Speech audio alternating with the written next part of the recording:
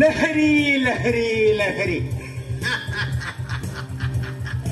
ലഹരി എന്ന് കേൾക്കുമ്പോൾ തന്നെ എനിക്ക് വല്ലാത്തൊരു ലഹരിയാണ്. പണത്തിനു കഴുകന്റെ ചിറക് വിരച്ച് ആർത്തിയോടെ പറന്നു പറന്നു പറന്നു ലഹരിയിൽ അർമാദിച്ച് ആ പണം എന്റെ പോക്കറ്റിലേക്ക് ഒഴുകി ഒഴുകി ഒഴുകി. വരൂ, എല്ലാവർക്കും ഈ ലഹരിത്താവളത്തിലേക്ക് സ്വാഗതം. പ്രായഭേദമില്ലാതെ, സ്ത്രീ പുരുഷ ഭേദമില്ലാതെ എല്ലാവർക്കും സ്വാഗതം.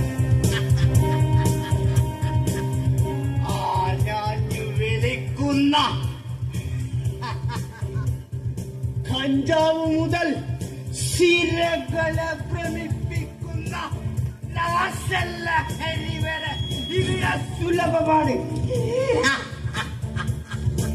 വരൂ, നമുക്കിവിടെ ഉന്മാദിക്കാം, ആഘോഷിക്കാം.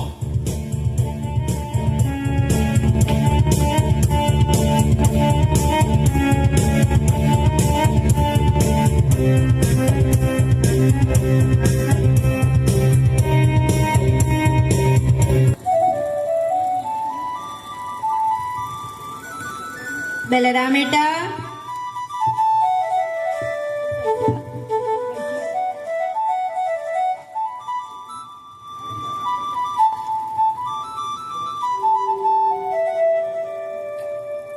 ഒന്ന് രണ്ട് കണ്ടം വെള്ളരി നട്ടിട്ടുണ്ട്.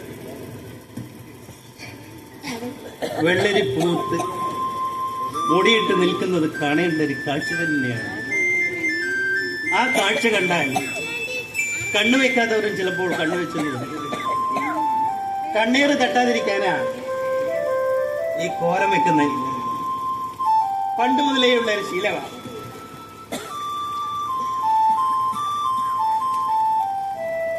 ഇത് ഞാൻ അപ്പുറത്തിരുന്ന് വരയ്ക്കാൻ തിരിഞ്ഞത്. അപ്പോഴേക്കും ദേവു, എന്റെ ഭാര്യ, അവള് വന്ന് ഇങ്ങനെ വരയ്ക്കൂ അങ്ങനെ വരയ്ക്കൂ എന്ന് അഭിപ്രായം തുടങ്ങും. ഈ ചിത്രം വരയ്ക്കാൻ നല്ല ഏകാഗ്രത വേണം. ഞാൻ ഇതിവിടെ എങ്ങാനും ഇരുന്ന് ഒന്ന് വരക്കട്ടെ.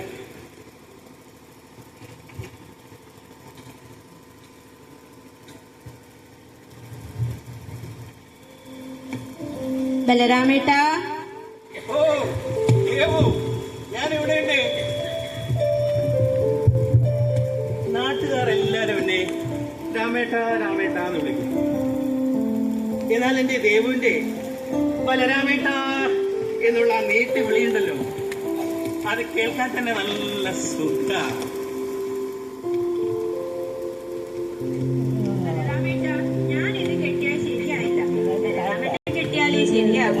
ദേവു, നീ അത് അപ്പുറം കാലം കൊണ്ട് വെക്ക്.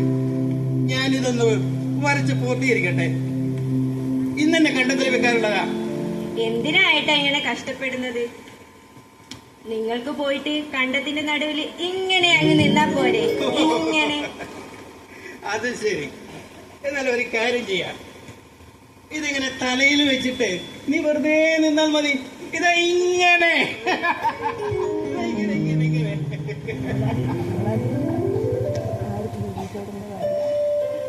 എന്റെ ബലരാമേട്ടൻ പാരമ്പര്യമായിട്ട് വലിയ കർഷകനാണ്. പക്ഷെ ഇപ്പൊ കണ്ടത്തിലിറങ്ങി പണിയെടുക്കാൻ ബംഗാളികളും ബീഹാറികളും തന്നെ വേണം. സർക്കാരിന്റെ കർഷക ശ്രീ അവാർഡ് 2 തവണ നേടിയതാ ഞാൻ. അത് നീ മറക്കണ്ട. ഞാൻ അല്പം പാരമ്പര്യം കളിക്കട്ടെ. കൃഷി ചെയ്തതെല്ലാം നാട്ടുകാർക്കും ബന്ധുക്കൾക്കും വിറ്റ് കടം കയറിയ കാര്യം നിങ്ങൾ മറക്കണ്ട. ഞാൻ അന്നേ പറഞ്ഞതാ കവലയിലെങ്ങാനും ഒരു കട തുടങ്ങാമെന്ന്. കേൾക്കണ്ടേ ഈ പാരമ്പര്യ കർഷകൻ? ദേവു, നിനക്കറിയോ നമ്മുടെ പൂർവികരുടെ ഓർമ്മകൾ ഉറങ്ങുന്ന ഈ മണ്ണ് അത് പെട്ടെന്നൊന്നും അങ്ങനെ വിൽക്കാൻ പറ്റില്ല. അത് കാത്തു സൂക്ഷിക്കേണ്ടത് മൂത്ത മകനായ എന്റെ കടമ കൂടിയല്ലേ. മൂത്ത മകനാണെന്ന് പറയുമ്പോൾ തോന്നും താഴെ കുറെ അനുജനും അനുജത്തിമാരൊക്കെ ഉണ്ടെന്ന്. ആരുമില്ല കേട്ടോ, ഒറ്റയാൻ. ദേവു, നിനക്കറിയോ ഒറ്റയാൻ ശക്തനായിരിക്കും. പിന്നെ നമ്മൾക്കും ഒരു മകനല്ലേ ഉള്ളൂ, നമ്മുടെ ഉണ്ണിമുത്ത്.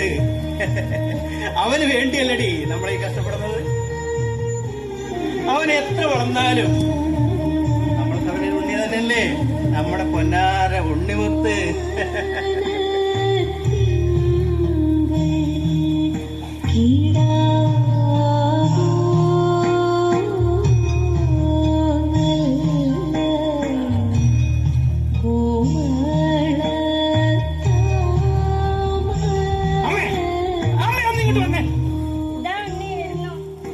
എന്താണ്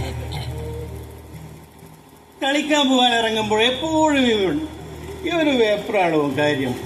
ഇവളുടെ ലാളൻ അല്പം കൂടുന്നുണ്ടോ എന്ന് എനിക്കൊരു സംശയം. ലാളിക്കട്ടെ, ആണായിട്ടും പെണ്ണായിട്ടും നമുക്കൊന്നല്ലേ ഉള്ളൂ. അവനെ ലാളിച്ച് അവളുടെ കൊതി തീർക്കട്ടെ.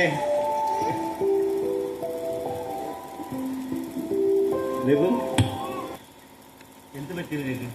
ഒന്നുമില്ല ബലരാമേട്ട, ഒന്നുമില്ല. എന്തോ ഉണ്ട്.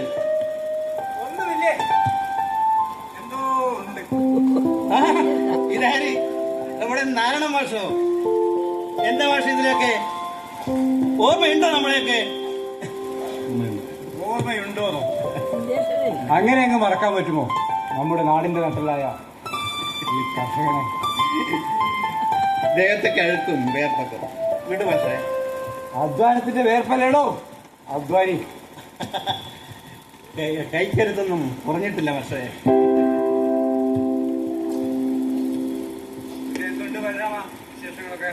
മാഷെ ഒന്ന് കാണാൻ പറ്റി എന്നുള്ളത് തന്നെയല്ലേ ഏറ്റവും വലിയ വിശേഷം.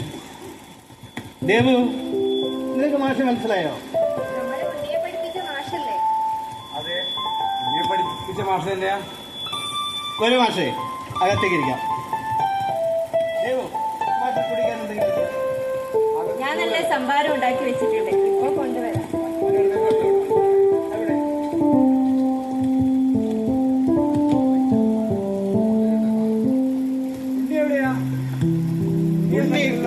അവനിപ്പോ കളിക്കാൻ പോയതേ ഉള്ളൂ മാഷേ.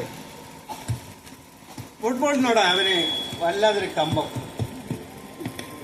അവന്റെ പഠനമൊക്കെ ഗംഭീരമായി പോകുന്നുണ്ടല്ലോ അല്ലേ? 4ാം ക്ലാസ് വരെ ഞാൻ ആ കൊല്ലം തന്നെയല്ലേ ഞാൻ ഇവിടുന്ന് പിരിഞ്ഞു പോയതും. മാഷക്ക് ഓർമ്മയുണ്ടോ? അതിഗംഭീരമായ യാത്രയപ്പായിരുന്നില്ലേ നമ്മൾ നാട്ടുകാർ നിങ്ങൾക്ക് വേണ്ടി ഒരുക്കിയത്? അത് പിന്നെ പറയാനുണ്ടോ ബലരാമ? അതിഗംഭീരം തന്നെയായിരുന്നു. ഞാനിന്ന് സ്കൂൾ വരെ പോകുന്നെന്ന് പറഞ്ഞപ്പോഴേ എന്റെ ഭാര്യ അതിനെക്കുറിച്ച് പറഞ്ഞതേ ഉള്ളൂ.